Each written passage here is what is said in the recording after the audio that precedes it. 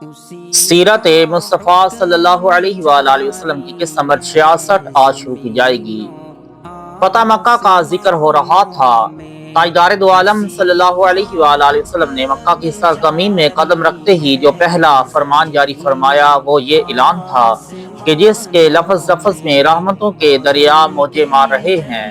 جو شخص ہتھیار ڈال دے گا اس کے لیے امان ہے، جو شخص اپنا دروازہ بند کر لے گا اس کے لیے امان ہے، جو کعبہ میں داخل ہو جائے گا اس کے لیے امان ہے۔ اس موقع پر حضرت عباس رضی اللہ تعالی عنہ نے عرض کیا کہ یا رسول اللہ صلی اللہ علیہ وآلہ وسلم، ابو سفیان ایک فخر پسند آدمی ہے، اس کے لیے کوئی ایسی امتیازی بات فرما دیجئے کہ اس کا سر فخر سے اونچا ہو جائے۔ تو آپ نے فرما دیا کہ جو ابو سفیان کے گھر میں داخل ہو جائے اس کے لیے امان ہے۔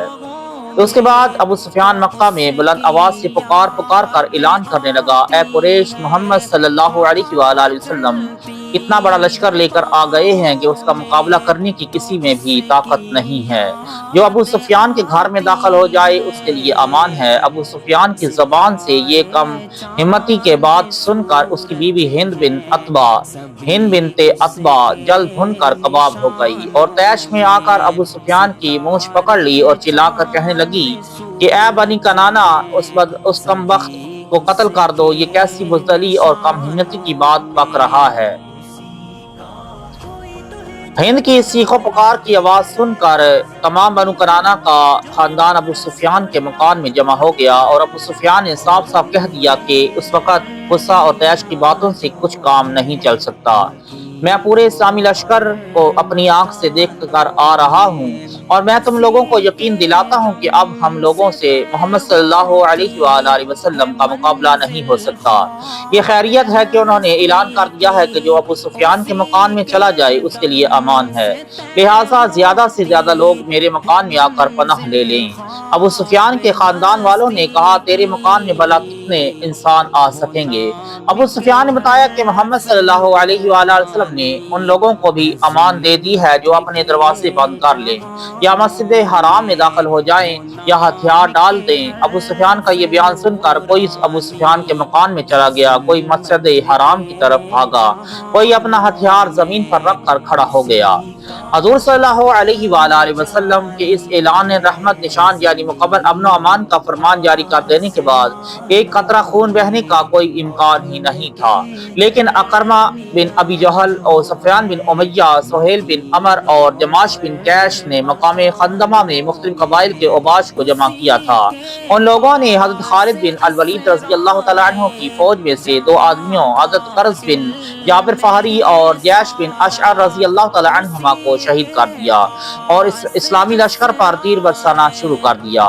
بخاری کی روایت میں انہی دو حضرات کی شہادت کا ذکر ہے، مگر زرقانی وغیرہ کتابوں سے پتہ چلتا ہے کہ 3 صحابہ کرام کو کفار قریش نے قتل کیا، اور 2 وہ جو اوپر ذکر کیے گئے اور ایک حضرت سلمہ بن المیلہ رضی اللہ تعالیٰ عنہ، اور 12 یا 13 کفار بھی مارے گئے اور باقی میدان کو چھوڑ کر بھاگ نکلے۔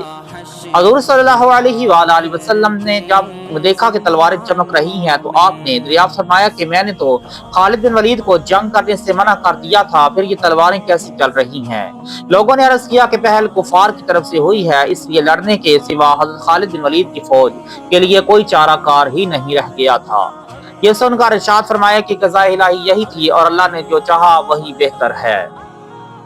حضور صلی اللہ علیہ وآلہ وسلم جب فاتحانہ حیثیت سے مکہ میں داخل ہونے لگے تو آپ اپنی اونٹنی قصبہ پر سوار تھے، ایک سیاہ رنگ کا امامہ باندھے ہوئے تھے، اور بخاری میں ہے کہ آپ کے سر پر مبزر تھا۔ آپ کے ایک جانب حضرت ابوبکر صدیق اور دوسری جانب اسید بن حضیر رضی اللہ تعالی عنہما تھے، اور آپ کے چاروں طرف جوش میں بھرا ہوا اور ہتھیاروں میں ڈوبا ہوا لشکر تھا، جس کے درمیان کو قبہ نبوی تھا۔ اس شان و شوکت کو دیکھ کر ابو سفیان نے حضرت عباس رضی اللہ تعالیٰ عنہ سے کہا کہ عباس، تمہارا بھتیجا تو بادشاہ ہو گیا۔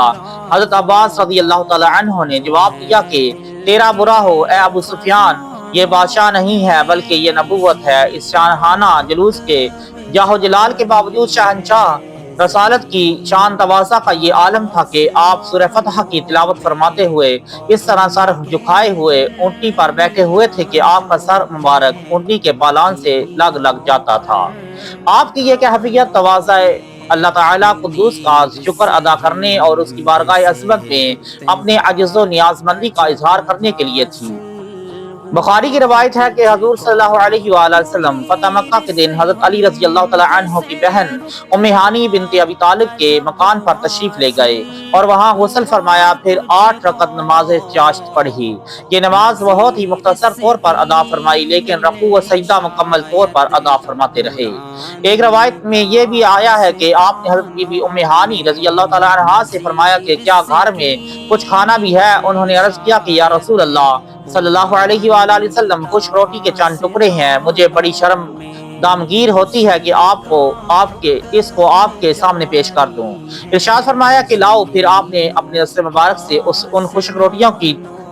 توڑا اور پانی میں بھگو کر نرم کیا، اور حضرت ام ہانی رضی اللہ تعالی عنہا نے ان روٹیوں کے سالن کے لیے نمک پیش کیا تو آپ صلی اللہ علیہ وآلہ وسلم نے فرمایا کہ کیا کوئی سالن گھر میں نہیں ہے؟ انہوں نے عرض کیا کہ میرے گھر میں سرکہ سوا کوئی کچھ بھی نہیں ہے۔ آپ نے ارشاد فرمایا کہ سرکہ لاؤ۔ آپ نے سرکہ کو روٹی پر ڈالا اور رکھا